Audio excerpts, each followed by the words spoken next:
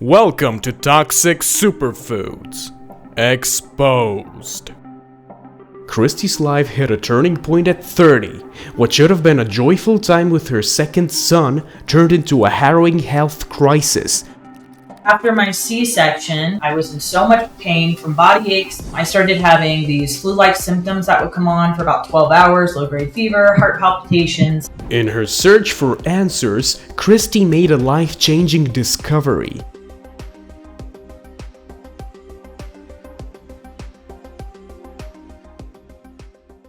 Hi, my name is Kristi. I am 38 and I live in Colorado Springs, Colorado. When I was young, like infant, maybe toddler age, I had a lot of ear infections. So I was on antibiotics. So I actually think, looking back, I was probably from a carb-heavy diet and antibiotic use. I think it's possible I was probably hyper-absorbing oxalate a lot of my life. At 9, I was diagnosed with short-term memory of only 9%, and that was preventing me from learning how to read.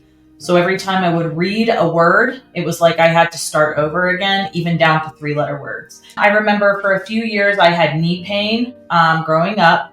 I also dealt with yeast infections that were chronic through high school. I grew up with an Irish-Italian heritage, so we ate a lot of high oxalate foods growing up, a lot of nuts, a lot of tomato sauce. And I started getting into the hair business because it's just you're so busy all day. You just tend to kind of, eat as you go. So it's like, and working in that environment, we would order a pizza or we would order a gyro and French fries, or we'd be grabbing Chipotle with tons of black beans. I loved French fries, so I definitely ate a lot of those.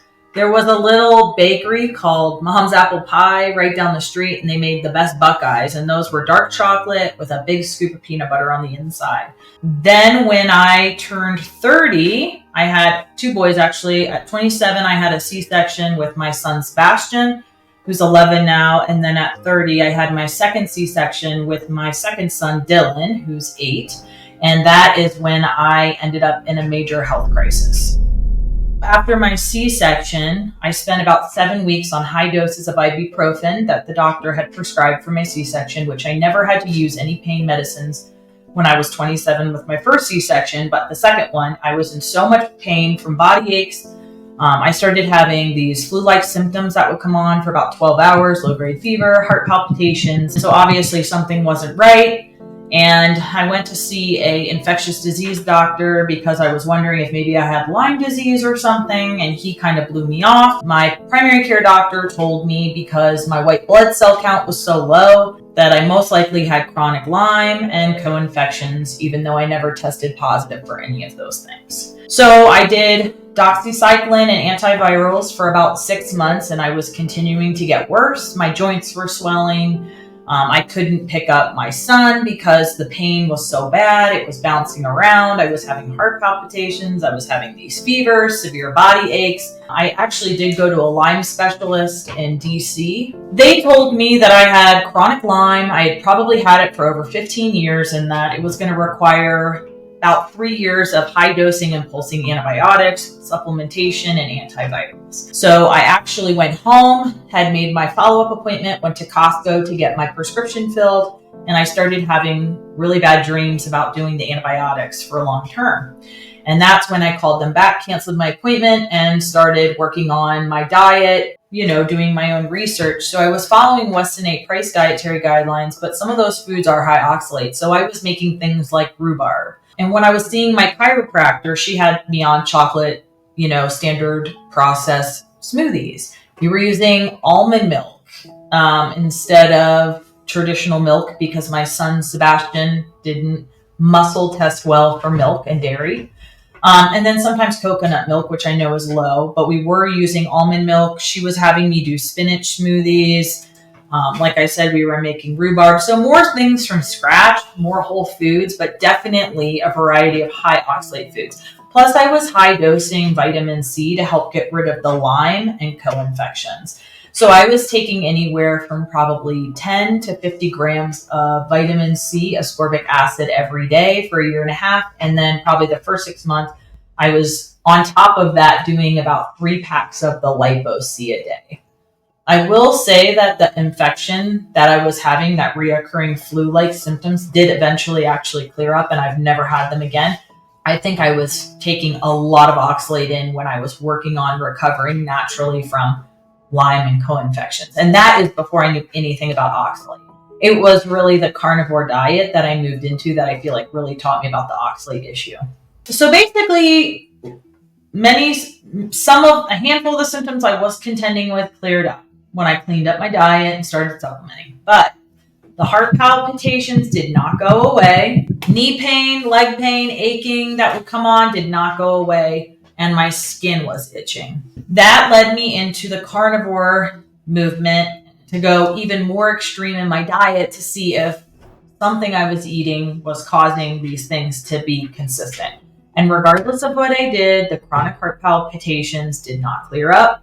So I started out with 3 symptoms that led me to carnivore that did not recover doing everything else I was doing.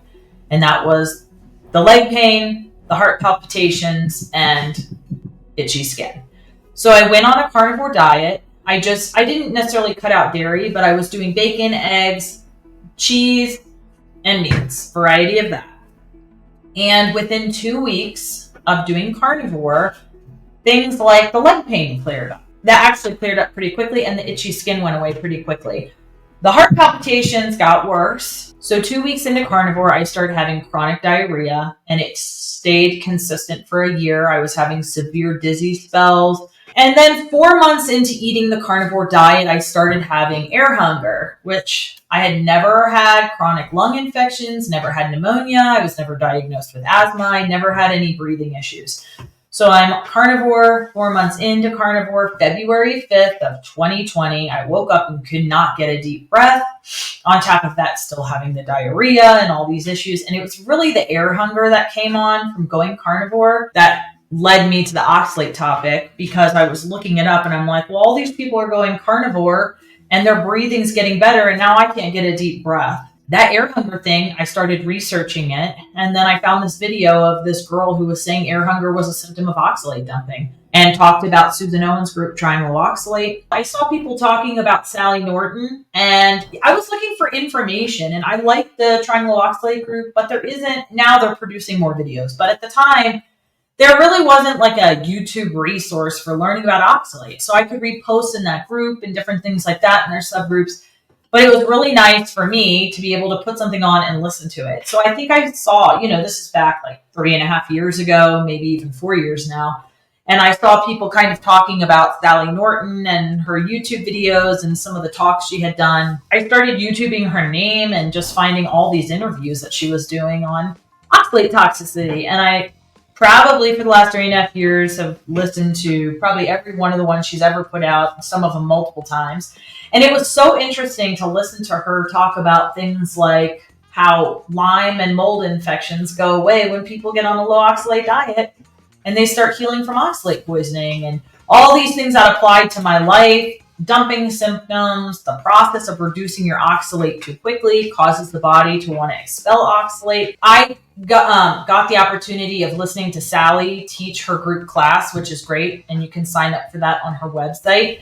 And it's very informative, and she gives a lot of great information. I actually have an appointment scheduled with her one-on-one, just because I'm kind of at the 4.5 year mark in the journey, and I just kind of want to go over. I'm not doing terrible or anything, but I'd like a third perspective on my diet choices, things like that, and just see if there's things I can do to continue to improve over the next couple of years.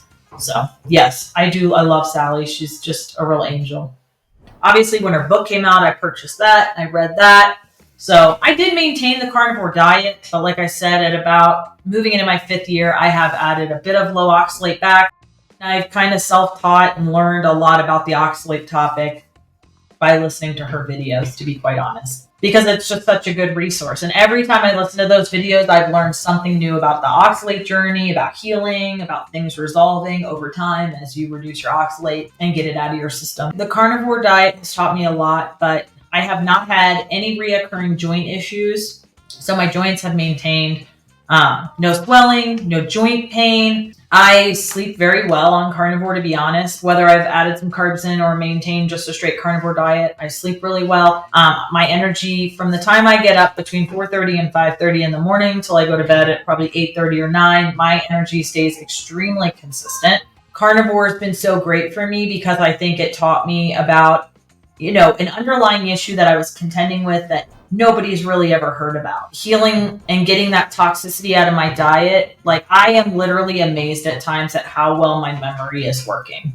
Like, I never considered myself to be a very smart person, but there are times now where I'm just like, holy crap, I can't believe I remembered that detail about something, or I picked up this software system so quickly at work and different things like that. When I learned about oxalate, it really made a lot of sense to me. I didn't struggle with, oh my gosh, like how could this be? I feel like for me it clicked. Like I was like, this makes sense, there's always a kind of a mainstream narrative that's kind of pushed down our throats, and just because something's a little bit different or it's not mainstream doesn't necessarily mean it's not worth considering. I feel like I've listened to Sally probably every day for 3.5 years, and I learn something new every day. And it does take time, I think, for that stuff to kind of seed into your brain to kind of get the idea of what's going on with high oxalate foods. But I would just encourage people to be open-minded, and if you're struggling with health issues, and even if you're not, it's okay to look at your diet and see if some of those foods are in it, and then